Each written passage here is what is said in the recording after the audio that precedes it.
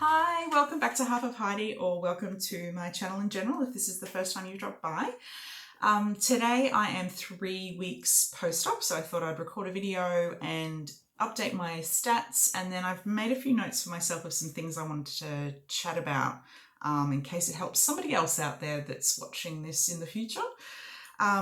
So my highest weight was 121.9 kilos or 268.7 pounds.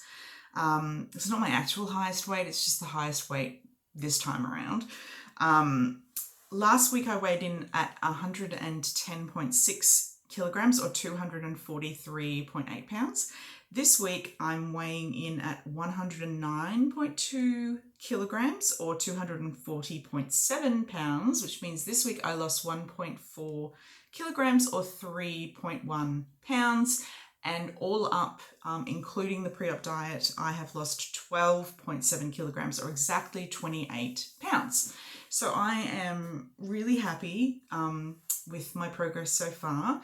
If I'm really honest, I'm a little disappointed with this week's weight loss. I think it's great, but I think I'm also used to, when I had the sleeve, I pretty consistently lost 2 kilos every week for like a year. So anything less than 2 kilos just feels like, oh, what happened? What did I do wrong? Did I not have enough protein? Did I not have enough to drink? Like, what did I do wrong? I know I'm probably being a lot less active as well post-op this time compared to post-op sleeve, because I'm still struggling with recovery. Like, I'm still in pain. Like, I've still got the lower left side just under the rib pain, which my surgeon says should ease by 4 weeks post-op. So hallelujah, 1 more week to go, and hopefully I should be in less pain. No pain would be nice. But yeah, so maybe that contributed to why I didn't lose more than that. But at the same time, I'm really trying to just remind myself that that's a great loss. And even if that's just consistently what I lose, I'm still going to reach my goal loss of, 40 odd kilos or 90 odd pounds or whatever it was. So yeah, I've just got to think of the glass is full or half full and not half empty, or the glass is refillable. Somebody pointed that out to me the other day and I was like, yeah, you're smart. So yeah, progress wise, I'm happy. I'm on track. I'm just still really not coping very well with the pain. So a couple of points I wanted to make. So let's talk about food first, actually. I am 1 week into the puree phase. I remembered from last time how much I hated the puree phase, so I knew this was going to be really hard, and it is just super hard. I really don't find the puree food appealing at all. Like, just preparing a regular meal and pureeing it,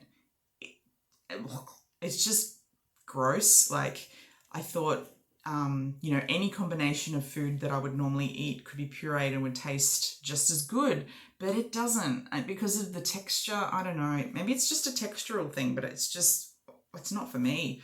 So I've been really surviving on yogurt and like thick, chunkier soup that I haven't pureed. I just chew the chunky bits really well before, and I just figured because it's soup, it's still got a fair amount of liquid, so by the time it hits my tummy, it's technically pureed. I did have some scrambled eggs, but they just felt too firm or something. They just didn't sit that well, and maybe, by next week it'll be better. I'll be further along, and who knows. But yeah, no, I'm really detesting the puree phase. And in fact, I'm pretty sure when I did this with the sleeve, I'm sure I ate like pureed baby food at one point, because I just couldn't be bothered even attempting to mix things anymore. Like, I felt like I was just wasting food. So I'm pretty sure I ate baby food. Anyway, I just can't wait for this next week to go by so that A, I'm hopefully in less pain, and B, I can get onto soft foods, because then it's just real food. Just bring on real food, please, please, please. Miss food. Okay, so I wanted to also give a heads up to the ladies who weren't aware of this like I wasn't, because I definitely did not do my research at all before I had the bypass. I realise this now. So if you are on the contraceptive pill or a contraceptive pill, do check in with your doctor, because for a lot of people who have the bypass, the pill stops being absorbed as well as it used to, so it's not as effective. So it's not as effective as a birth control pill. And if you were using it the way I was, which was to skip my period, I didn't anyway skip my period. I just got my period for like 3 weeks instead. So I stopped taking the pill, went and saw my doctor on Monday, and she has recommended that I get the Mirena, which scares the crap out of me, but you know, I'm nearly 40. I've got to grow up sometime and just, you know, get shit done. So I guess I will have to go through with that. In fact, I've even bought it. It's somewhere in my office. I've just got to actually make the damn appointment and just get it done. Which brings me to other medication, and what does that mean? So tomorrow morning I'm getting a blood test to check out my one of my medications that I take for bipolar.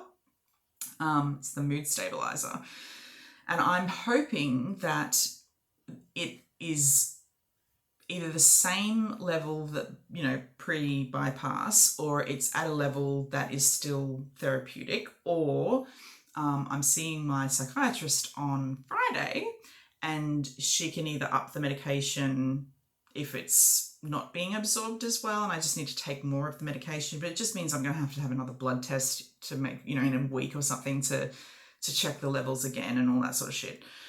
So there's all these things that came after the surgery that I considered but didn't care about at the time when I was making decisions as to whether this was the right thing to do. You might, if you've been watching me for a while, you may even know that I'm a little different today than I normally am. I definitely don't feel 100% well. I don't know. I'm definitely feeling waves of depression and anxiety, but also tonight anyway, a little bit of mania. So I don't know. It could be paranoia that my meds are not working, or it could be legitimate and I find out on Friday and have my meds increased. And if that's the case, that's fine. That's totally fine. It's just frustrating, because I just wish I had planned ahead a little better in terms of how to cope if I did start to feel unbalanced, I guess. But anyway, so yeah, I'm fine. I'm just really struggling, because at the same time we're buying a house, and Jesus, hell, Christ, that is a process, and it's really stressful, on top of trying to work while in pain with a 2-year-old daughter. And they do not call her terrible twos for nothing. She's either totally normal or possessed by a demon. She's, holy shit. Yeah, that's another thing I wasn't prepared for, was motherhood. Oh my God. Anyway, so it's been a hard week. It's been a really hard week. Definitely not as hard as the first week, or even the first 2 weeks, pain-wise. But I'm just over the pain at this point. I just really want to be able to pick up my daughter and cuddle her and play with her properly. She doesn't understand, why aren't we tickling and wrestling and, you know, mucking about. And I just feel really bad for her, because she doesn't understand. She knows that mummy's not well. Mummy's got a sore tummy. She brought me like a packet of Band-Aids today for my tummy. It was the sweetest gesture, like just beautiful. My heart broke, really did, because she just wants me to be fixed, because she, you know, she's at that age where a Band-Aid fixes everything. But But anyway, I'm looking forward to this week. Not looking forward to the blood test, but I am looking forward to the blood test results. I'm looking forward to just getting the hell out of puree phase. And yeah, settling on my house and all. I just want to hit fast forward on the next couple of weeks and return to normal Heidi. That would be, well, was there ever a normal Heidi? That is up for debate. But I don't know, yeah. Stay tuned, because hopefully in 2 weeks, because I'm not going to say a week, 2 weeks, things are sort of back to normal.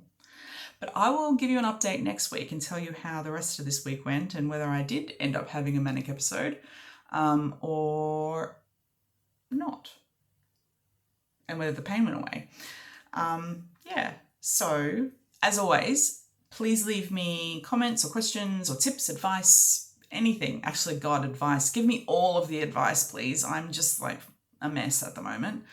And if you're not having a great week either, I'm really sorry. I'm totally empathize. And if you're having a great week, please keep having a great week.